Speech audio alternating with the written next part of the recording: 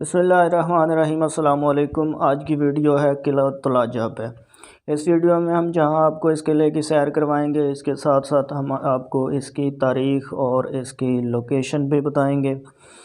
यह किला वादी सून खुशाब में वाक़ है। वादी सून के इलाका और इसके साथ बाकी इलाके को साल्ट रेंज भी कहा जाता है। साल्ट रेंज का जो इलाका है ये दरियाए सिंध और दरियाए जेहलम के दरमियान का पहाड़ी इलाका है जो पंजाब के शुमाल में वाक़ है। ये कम बुलंद पहाड़ियों का इलाका है। किला तुलाजा सबसे पहले किन लोगों ने तामीर किया, इस बारे में कहीं पे भी कोई मवाद मौजूद नहीं है। ये एक अमूदी चट्टान के ऊपर तामीर किया गया किला है जिसे सिर्फ़ एक रास्ता जाता है, जो भी एक तंग दरवाज़े की सूरत में बनाया गया था जहाँ पे कोई भारी पत्थर रख के उसे बंद कर दिया जाता था। ये मरसा बहुत पुराना किला है, तकरीबन 5000 साल पुराना किला तुलाजा से मशहूर है। अभी हम उसके मेन गेट पे खड़े हुए हैं। ये दो बड़े पत्थर थे, इनके बारे में कहा जा रहा है कि ये दोनों किसी ज़माने में इन्हीं से अंदर एंट्री और बाहर निकलने का रास्ता था, लेकिन अब इसकी कोई साख्त इस किस्म की बन चुकी है कि ये समझ में नहीं आ रहा कि इसके खुलने जुड़ने का क्या तरीका था। लेकिन ये दोनों हैं, एक ये मेरे बैक पे अगर आपका कैमरा देख रहा है तो ये दोनों टूट चुके हैं, और इसी तरीके से ये बाहर मेन वाला खड़ा हुआ है। ये अंदर वाले दोनों भी, दोनों के पार्ट अलग अलग हैं। ये अगर आप नज़र आ रहे हैं, ये सामने बीच में से आपको ये नज़र आ रहा है, ये टूटा हुआ। तो इसके हवाले से ये मैं आगे तक जा रहा हूँ ये देखने के लिए। जहाँ तक मेरा ताल्लुक इसके समझने का है कि यही बड़े वाला था और उस दौर की कोई तकनीक थी जिससे ये दरवाज़ा बंद या खुलने जुड़ने का और अंदर आने जाने का रास्ता था।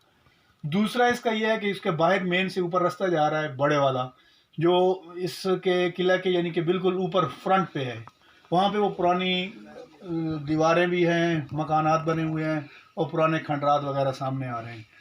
तो अब इसका जो तूल अरज़ बलद है, हुजम है, ये समझने के लिए कोई कोपायमाई बता सकता है कि उस दौर की क्या कहानी थी। लेकिन मेन जो हमें अभी नज़र आ रहा है कि ये एक बहुत बड़ा दरवाज़ा था, पत्थर का ही था। और बाहर के भी दोनों जो है इसी तरीके से हैं, टूटा हुआ, एक बाहर आ चुका है, एक अंदर रह चुका है, जहाँ तक मेरी इंफॉर्मेशन है, मेरी ये मालूमात 5000 साल पहले किस कौम ने बनाया था, या वो कौन लोग थे जिन्होंने ये स्ट्रक्चर खड़ा किया है? इसके बारे में तो कुछ नहीं है, लेकिन ऊपर कुछ तातारियों के हवाले से लिखा हुआ है और सलातीन के कुछ नाम ऊपर हैं। अगर आपको कुछ वो बोर्ड रहनुमाई कर सके, साइन बोर्ड लगा हुआ है ऊपर। चलें फिर ऊपर चल के आप देख लें, वो शायद आपको कुछ बता दे क्या चुकी है। ये बाहर अब मेन से रास्ता जा रहा है। ये चढ़ाई के रास्ते के दरमियान में लुढ़की हुई दो बहुत बड़े पत्थर हैं जिनके बारे में मकामी लोगों का मशहूर है कि उस कौम ने इसके अंडरग्राउंड भी एक किला था जिसे के अंदर ख़जाने दफन करके इन बड़े पत्थरों को उनके सामने खड़ा कर दिया है। ये जिस रास्ते पे हम जा रहे हैं ये सीढ़ियाँ बनाई गई थी और सामने जो आपको एक छोटा दरख्त नज़र आ रहा है उस जगह से सिर्फ़ एक गुज़रने का रास्ता था। ये इस तरह की कुछ सीढ़ियाँ बनाई गई हैं और हम जिस जगह पे पहुंचने वाले हैं वहाँ से सिर्फ़ एक रास्ता ऊपर चढ़ता था, जो टनों के हिसाब से बड़ा पत्थर उसके सामने रख के इसे बंद कर दिया जाता था। जो तहकीक करने वाले मुकामी लोग हैं उनके मुताबिक वो बड़ा पत्थर जो है पहले यहाँ पे मौजूद रहा है, लेकिन अब वो टूट फूट गया है या जिस तरह भी वो मौजूद नहीं है। ये दो भाई जिस जगह से इस वक्त दाखिल होने वाले हैं ये सिर्फ़ एक रास्ता है इसे ऊपर चढ़ने के लिए, और ये रास्ता भी बंद कर दिया जाता था और बाकी अमूदी चट्टान होने की वजह से जो दुश्मन है इन लोगों का वो इस जगह पे नहीं आ सकता था। इसकी बाकी तस्वीर भी हम आपको दिखाते हैं कि ये रास्ता ऊपर से नीचे की तरफ अगर देखें तो किस तरह नज़र आता है। ये ऊपर से अगर हम नीचे की तरफ देखें तो ये रास्ता इस तरह नज़र आता है जहाँ पे पत्थर रख के इसे बंद कर दिया जाता था और ये किला किसी भी साइड से चढ़ने के लिए बंद हो जाता था। इस स्टेप के बाद हम किले के अंदर दाखिल हो जाएंगे जहाँ से ये पूरा किला फ्लैट है। इस वक्त हम दाखिल हो चुके हैं किले के अंदर। अंदर दाखिल होते ही ہمیں جیومیٹریکل شیپ میں بنے ہوئے مکانات نظر آتے ہیں جنہیں بہت بڑی بڑی پتھر کی سلوں کو جوڑ کے بنایا گیا ہے۔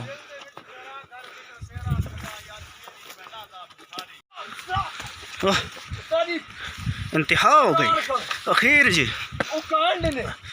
بس ہو گئی اس تو پیچھے پٹے قرآن۔ ہاں جی شروع کر منڈو جی، ریپیٹ ہاں جی مڈو مڈو۔ اللہ سائیں دی تے تیری محبت دی سوں تے تو دنیا دی کوئی شے پیاری وی سائیں دی تے تیری محبت دی سوں تے تو دنیا دی کوئی شے پیاری وی تیری خاطر میں ونگاں دے ہوکے دے تن لائی سر تو عقیدت دی کھاری وی بھاویں جیڈے وی راہ وچ طوفان آندے رہے بز دلاں وانگ ہمت تہاری وی جنوں زر دے کے مل لے لویے سونیا میری چاہت بازاری بھی نہیں ہکو ہک میرا جگ تے سہارا ہے تو درد نو زندگی نالو پیارا ہے تینو میں ورگے بھاویں ہزاراں حسین مینو تو ورگی دنیا ہے ساری۔ کمال ہو، انتہا ہو گئی جی۔ کیونکہ اس قلعے کا پورا سفر جو ہے وہ دشوار گزار ہے، تو مختلف جگہوں پہ ہم نے تھکن دور کرنے کے لیے جو شغل میلہ چلتا رہا۔ یہاں پہ ٹورزم ڈپارٹمنٹ کی جانب سے ایک بورڈ بھی لگوایا گیا ہے جس پہ لکھی ہوئی ہسٹری کے مطابق 5000 سال پرانا قلعہ ہے، جبکہ مقامی روایات کے مطابق یہ قلعہ جلال الدین خوارزم نے تاتاریوں سے جنگ کے بعد تعمیر کیا تھا۔ تلاجہ دراصل تل آن جا تھا جس کے معنی اونچی چوٹی ہیں۔ قلعہ کی عمارتیں تراشے ہوئے بھاری بھرکم پتھروں سے بنائی گئی ہیں، جبکہ قلعہ کے شمال اور جنوب میں حفاظتی چوکیوں اور قبرستان کے آثار ملتے ہیں۔ روایات کے مطابق قلعہ کا دروازہ ایک بڑا پتھر رکھ کے بند کر دیا جاتا تھا، جبکہ نالہ کچھی والا سے قلعہ کے باسیوں کے لیے چشمے کا پانی لایا جاتا تھا۔ قلعہ میں مسجد کے محراب کے آثار بھی نمایاں نظر آتے ہیں۔ سلطان جلال الدین خوارزم کے بعد اس کے جنرل سیف الدین کرلاغ نے اس علاقہ میں طویل عرصہ تک حکومت کی، اور اس کے دور کے سکے وادی سون خوشاب چٹا گاؤں سے ملتے ہیں۔ اگر یہاں پہ بنائے گئے مکانات کے پتھروں کے سائز کا اندازہ کریں تو اتنے بھاری پتھر جو ہیں انہیں نیچے سے یہاں تک لے کے آنا ناممکن ہے۔ اس کا صاف مطلب یہ ہے کہ ان لوگوں نے اس پہاڑ کی چوٹی کو پہلے کاٹا، اس کی سلیں بنائیں، اس طرح ایک فلیٹ میدان بنتا گیا، اور ان پتھروں کو استعمال کر کے ان لوگوں نے ان مکانات کی تعمیر کی۔ کچھ محققین کے مطابق تلاجہ کا مطلب رحمت کی دیوی ہے۔ تلاجہ جیسے کھنڈرات پورے پاکستان میں کہیں نہیں پائے جاتے۔ جو طرز تعمیر اس قلعے کی تعمیر میں استعمال کیا گیا وہ برصغیر میں کہیں اور استعمال نہیں کیا گیا۔ قلعہ تلاجہ کی تاریخ شاید ہمارے لیے ایک معمہ بنی رہے گی۔ کوئی نہیں جانتا یہ قلعہ کن لوگوں نے تعمیر کیا، کب تعمیر کیا۔ یہاں بہترین قسم کے پتھر ہیں، 250 کے لگ بھگ مکانات ہیں، آمد و رفت کے لیے گلیاں تعمیر کی گئی ہیں، پانی کو ذخیرہ کرنے کے لیے بھٹی سے پکی اینٹوں سے تالاب بنایا گیا ہے۔ یہ اینٹیں وادی سندھ کی تہذیب کی اینٹوں سے ملتی جلتی ہیں۔ یہاں پہ پتھروں کو تراش کے ان کے اندر چھوٹے چھوٹے گڑھے بنائے گئے ہیں جو شاید ان لوگوں نے چیزیں پیسنے کے لیے بنائے تھے۔ کئی کمروں کی تعمیر سے اندازہ ہوتا ہے کہ یہ کسی اہم شخصیت کے لیے بنائے گئے ہیں۔ سب سے دلچسپ بات یہ بھی ہے کہ اس پورے قلعے میں کسی بھی مذہب کی عبادت گاہ کے کوئی آثار موجود نہیں ہیں۔ ایک مسجد کے آثار کہے جاتے ہیں، لیکن کیونکہ اسلام جو ہے وہ 700 سال پہلے تک یہاں پہ آیا تو قلعے کا باقی سٹرکچر جو ہے وہ 700 سال سے یقیناً پرانا ہے۔ یہ قلعہ اس حساب سے مسلمانوں کا تعمیر کیا ہوا نہیں ہے۔ تلاجہ کے مین ایریا کے ساتھ ایک اور بستی ہے جسے تلاجی کا نام دیا جاتا ہے۔ سالٹ رینج کے اندر پایا جانے والا ایک اور قلعہ سمرقند اور تلاجہ دونوں کا جو نام ہے وہ جلال الدین خوارزم کے ساتھ ملتا ہے۔ یہ چیز ان دونوں کے درمیان مشترک ہے۔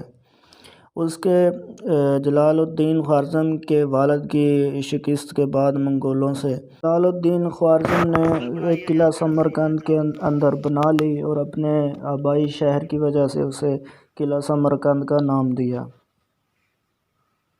مجھے ہمیشہ سے ویرانے اٹریکٹ کرتے ہیں اور میں ایسے ویرانوں پہ بہت جذباتی اور پرسکون سا محسوس کرتا ہوں۔ یہاں پہ بیٹھے ہوئے میں نے بار بار اس زمانے میں واپس جانے کی کوشش کی۔ میں سوچتا رہا کہ ایک انسان دوسرے انسانوں سے کتنا خائف تھا اور اب بھی ہے کہ اس نے اس پہاڑ پہ آ کے پناہ لی۔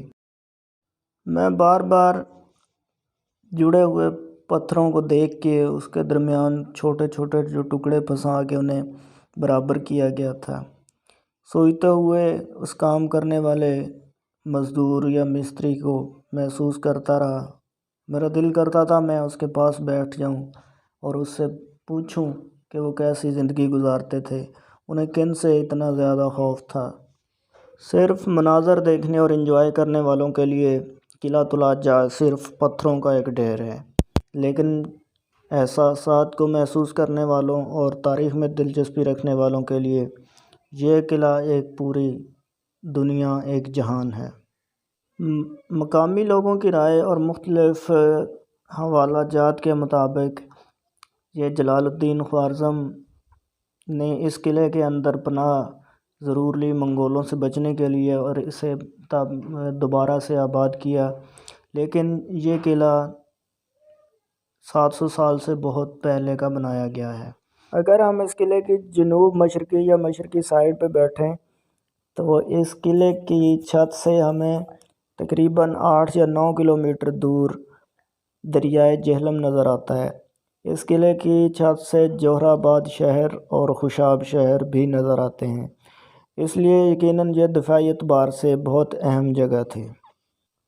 یہ قلعہ اگرچہ دشمن سے بچنے کے لیے بنایا گیا تھا اور اتنے بھاری بھرکم پتھروں کا جوڑا جانا یقیناً یہ کچھ تھوڑے عرصے کے اندر نہیں ہوا، اس کام پہ بہت سا وقت لگا اور ان لوگوں کے پاس بہت سا وقت تھا بھی اس کام کے لیے۔